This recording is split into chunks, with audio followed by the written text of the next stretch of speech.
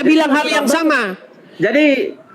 Jadi maksud abang kalau nggak bahasa Arab nggak bisa dimengerti Quran itu? Iya, karena tadinya bukan bahasa Arab.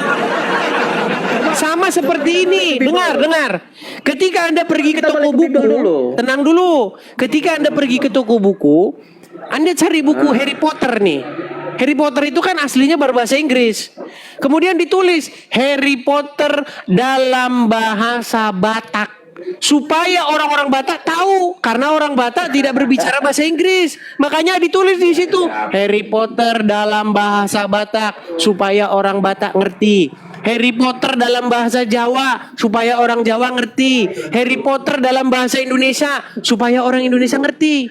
Sama seperti buku Laskar Pelangi, kita punya novel, punya buku cerita namanya judulnya Laskar Pelangi. Karena bahasa Indonesia, maka kalau diterjemahkan dalam bahasa Inggris ditulis Laskar Pelangi in English.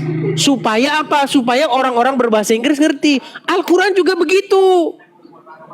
Jadi maksudmu kalau nggak pakai bahasa Arab Al-Quran nggak bisa dimengerti? Itu yang Quran bilang.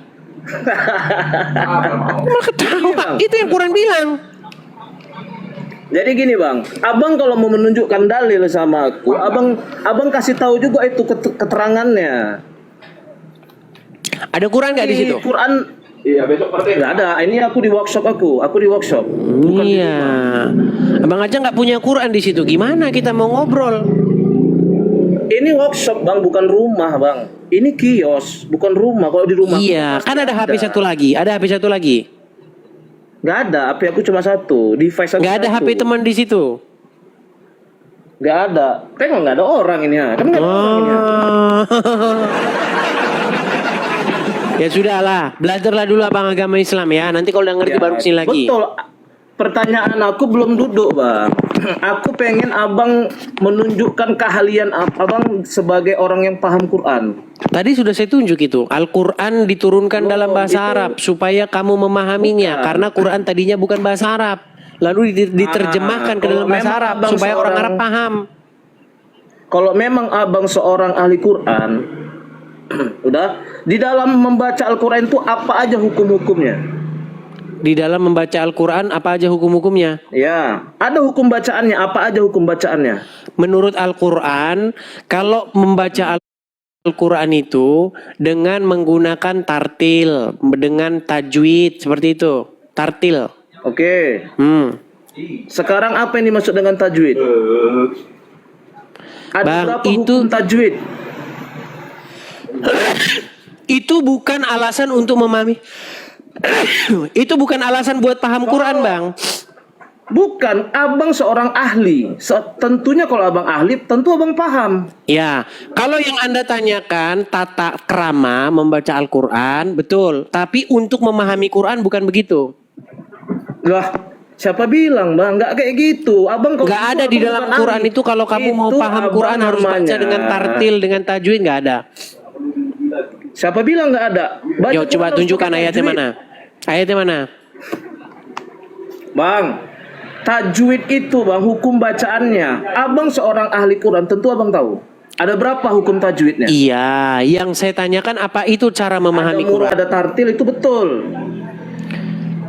Ada hukum, ada tata cara membaca Al-Quran tuh ada. Jadi Anda ini paham nggak sih? Yang Anda tanyakan tata cara membaca Quran atau cara memahami Quran? Bang, kalau udah ahli itu semuanya udah pasti paham. Karena namanya ahli.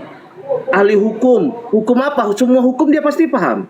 Karena kan ahli hukum. Hukum tata negara, hukum internasional, hukum politik pasti dia paham. Enggak, yang saya tanyakan kepada Anda bisa nggak bedakan tata cara membaca Al-Quran dengan tata cara memahami Al-Quran? Beda? Aku cuma minta satu aja sama Mudis. Tunjukkan sama aku bahwasanya kau ini seorang ahli Quran yang belajar 13 tahun. Udah sering saya tunjukkan di sini. Tadi baru saya tunjukkan samamu. Bahwasanya di dalam Al-Quran tertulis Quran itu tadinya diturunkan dalam bahasa Arab biar dipahami. Sekarang kita coba. Di dalam hukum tajwid membaca Quran itu ada hukum tajwid. Saya nggak Berapa fokus hukum ke tajwid? situ. Itu tata cara membuat orang jadi tolol. Karena memang abang tolong. Iya, mengerti, itu seperti itu. Abang. Contoh misalnya alif lam mim. Berapa Apa harokat artinya? Tidak Itu- tahu. Nah itu. Berapa harokat itu? Itu berapa harokat bacaannya? Alif lam mim artinya Iya, apa? berapa harokat? Tidak tahu. Ah, itu makanya saya bilang. Jadi yang kau ajarkan kepadaku itu tata cara membuat orang jadi tolol. Apalagi? Kalau kau memang tahu bacaan alif lam mim itu ada berapa harokat itu? Iya, hal-hal yang membuat tolol gitu nggak saya pelajarin. Karena kau memang tolong nggak mengerti Quran, Dis. Iya, Jangan kau toh mengerti nyatanya sama juga Al-Quran, nggak ngerti tapi kau apa nggak arti alif lam mengerti. mim. Apa arti alif lam mim? Di Quran manapun tidak ada artinya. Iya, makanya saya bilang tolol lah berarti orang yang membacanya tapi tidak mengertinya. Kalau contoh ya di dalam Daniel 5 nomor 5 itu. Lari ke Daniel 5 ayat 5 nomor 5 mana? Suara dong. Ya, Tadi kan kau bilang biar orang ngerti Al-Quran, baca Quran Oke. dengan tartil, dengan tajwid. Betul? Iya. Setelah saya ikuti kamu membaca Quran dengan tajwid, membaca Quran dengan tartil, membaca Quran dengan harokat, dengan qalqala, ujung-ujungnya artinya tiada diketahui. Dis, Quran itu ada 6.000 sekian ayat. Masa cuma gara-gara satu alif lam mim kau meragukan? Oke, Yang baik. lainnya, Kita kasih ayat yang lain. Kita kasih ayat yang lain. Aku yang ngasih. Oh ya, silakan. Ayat yang mana? Coba kau baca Al-Baqarah 186. Ada berapa hukum bacaan di dalam ayat itu? Tuh tanya kau Hukum dulu. bacaan. Iyalah. Kau memang ahli Quran kan? Di mana dalam Quran ada hukum bacaan? Ada berapa hukum bacaan? Kau tanya sama orang Muslim dalam membaca Al-Quran itu ada hukum bacaannya. Oh, kalau Kau sama bilang orang tadi ada Muslim, qalqalah, kan? kalau sama orang Muslim ditanya, mereka memang lain jawabannya. Oke, Kalau Muslim kau sama tanya, qalqalah. kitab apa yang harus dipercayai? Jawab mereka kitab kuning. Tadi kau ada bilang qalqalah. Dari mana kau dapat istilah qalqalah itu? Karang-karangannya orang Islam. Gimana ya? Siapa bilang karang-karangan orang sama ada qalqalah? Di mana dalam Quran ada qalqalah?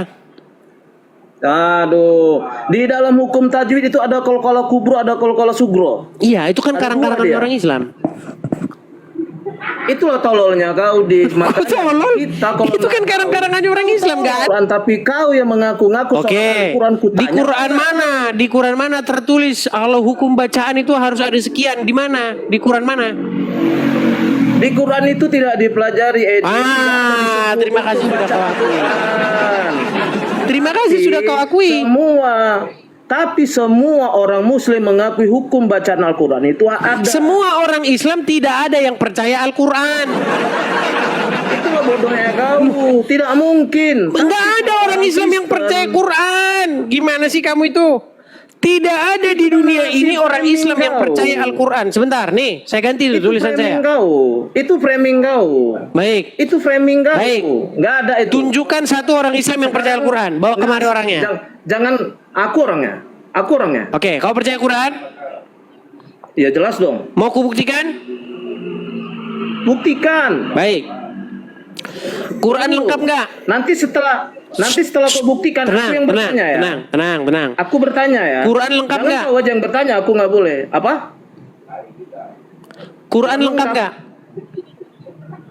Maksudnya kayak gimana Quran lengkap ini? Quran itu sempurna nggak? Nah, udah nggak percaya kan dia? Udah nggak percaya dengan Quran dia. Sempurna untuk apa? Sekarang tergantung narasi kau, omongan narasi kau ini kemana arahnya? Oke, menurut Al-Quran, Quran menjelaskan segala sesuatu, benar atau salah? Itu betul. Betul. Oke, apa fungsinya sunat? Menurut Al-Quran, silakan. Di dalam Udah nggak percaya dia kan?